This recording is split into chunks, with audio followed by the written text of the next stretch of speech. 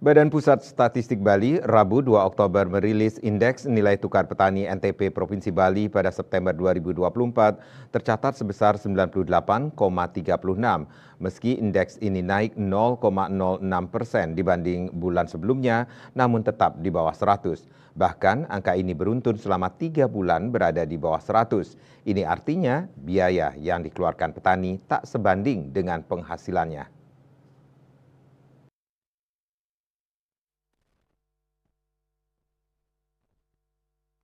Akademisi Agribisnis Universitas Udayana Profesor Inyoman Gede Ustriana mengatakan, melihat kondisi ini padi sudah tidak layak dikembangkan. Artinya apa yang dikeluarkan untuk budidaya pertanian lebih rendah hasilnya dibandingkan dengan harga yang dibayar untuk membeli segala keperluan lainnya di luar usaha taninya.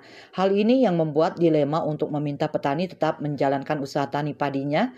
Padahal di sisi lain sudah tidak menguntungkan jika menghitung segala biaya seperti ongkos tenaga kerja, sewa traktor tinggi, bibit dan pupuk. Maka dari itu petani diberikan subsidi jika ingin menjaga ketahanan pangan beras.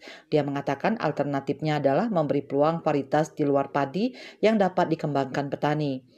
PLT Kepala BPS Bali Kade Agus Wirawan mengatakan indeks harga yang diterima petani IT sebesar 0,18%, sedangkan indeks yang dibayar petani IB yang tercatat sebesar 0,12%. Kenaikan indeks yang diterima petani lebih tinggi dari indeks yang dibayar petani sehingga membuat NTP naik 0,06%.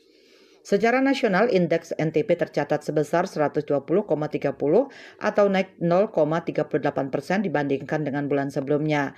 Indeks tersebut jauh di atas indeks NTP Bali yang hanya tercatat 98,36. Jika dilihat dari komoditas pertanian yang mampu mengangkat NTP petani pada September 2024, bukan dari subsektor tanaman pangan yaitu padi tetapi dari subsektor hortikultura dan tanaman perkebunan rakyat yaitu cengkeh, kopi. Sementara jika melihat indeks konsumsi rumah tangga IKRT, Provinsi Bali pada bulan September 2024 tercatat sebesar 123,45 atau naik setinggi 0,14% dibandingkan kondisi bulan sebelumnya. Kenaikan konsumsi rumah tangga ini lebih tinggi daripada kenaikan indeks NTP petani.